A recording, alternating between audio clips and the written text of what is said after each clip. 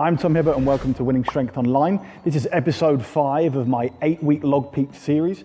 Stay tuned to see how many times I clean and pressed 165 kilos.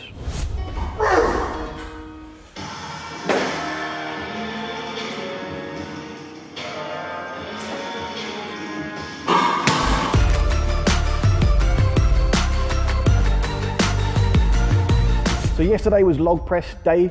And I followed on from last week, so what I wanted to do was some more paused push press work because I'm trying to improve leg drive and timing. So I did 3 sets. First set was at 140, which was the same weight I did last week. Then I went to 155, which was a PB at this, but it felt so good that I was able to go up to 165. I actually felt like I could go heavier, but my marker today was do not go above 165 in weight. So I did 165 also for a paused push press PB. The rest of the session was literally singles. I couldn't do any reps in the chest. I had a lot of forearm pain, which I've already gone in and I've put some needles in and I'm going to use the microcurrent, so it's not going to be a problem. But I couldn't do any reps in the chest. The pain was a little bit too much. So what I did is I then did 5 more singles at 165 kilos.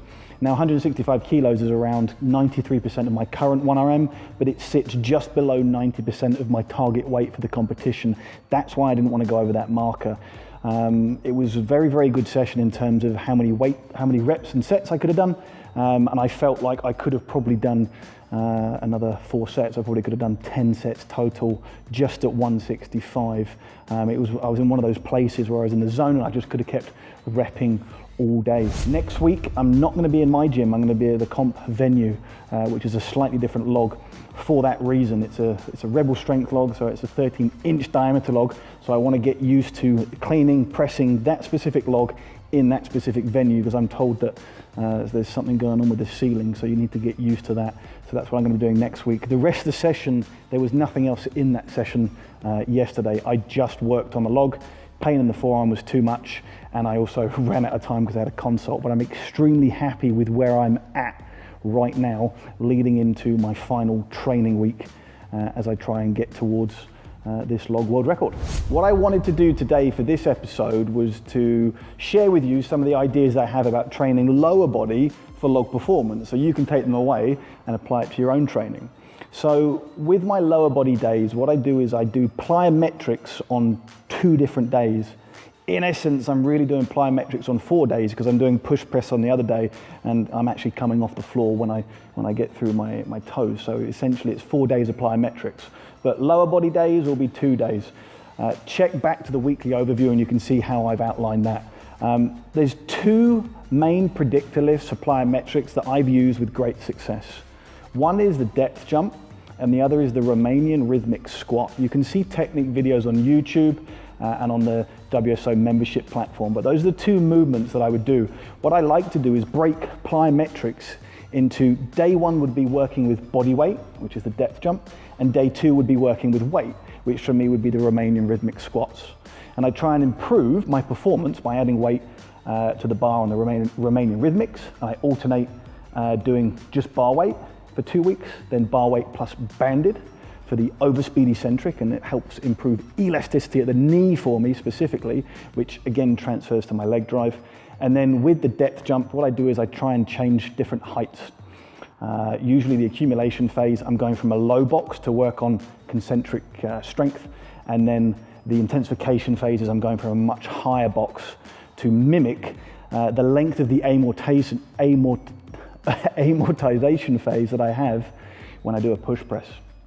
After that, when I look at the lower body, the main predictor lift that I use to enhance performance for the log is the front squat, but specifically the front squat when you're holding straps and wrapping around the bar. The reason being is fairly obvious to me because when you have the bar along the chest and you're holding straps, it mimics the position you are going to be in when you hold the log.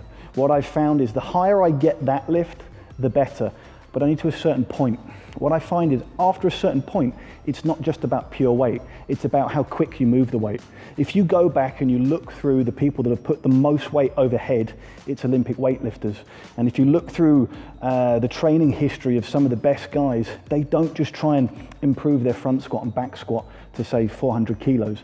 Some of them say they get to a certain point around 300 kilos and any extra weight that they squat doesn't really transfer to performance. What I found is completely true here, and the main thing that I do is I try and squat weights quicker. You can look back on old videos, or you can measure it with something like Beast Technologies or GymAware. So I find that if I'm leading into a competition and I haven't squatted a heavier weight, my PB on a front squat being 230, if I've not squatted that, but I'm squatting 170, 200, 220 quicker than before, I know I'm in a good place. So my training for the lower body, for the squat, is based around doing one heavy day and one speed day a week, the classic conjugate system. Currently I'm rotating weekly between a front squat, back squat, front squat, back squat, but there's a million ways you can program the squat. The squat is literally the dumbest movement to program for. It's very easy to program for and get gains out of. If you cannot front squat and you're limited with mobility, obviously use the straps, but if you're still limited, what I would recommend is go to the safety bar squat. That's about the closest you're gonna get putting a bar on your back to giving you the same kind of performance increases as a front squat. So the safety bar squat puts a lot more load through your quads, less on the lower back, but more on the upper back, which again is one of the benefits of the front squat for log performance. So if you had to pick two different movements to work at, I'd look at the front squat and the safety bar back squat. Bring those lifts up, not just in maximum weight, but improve the speed at which you do the movement, and you're gonna see a lot of transfer to your log performance. Thanks for taking the time to watch this video. I hope it was informative, and I hope you're able to take some of the stuff away to help with your own training.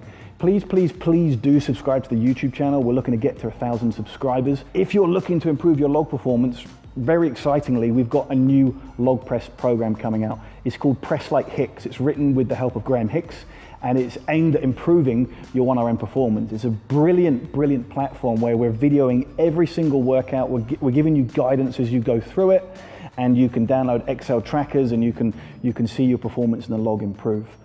If that's not your cup of tea, then have a look at the WSO membership, where you can look at more educational side of things, where we teach you how to develop winning strength.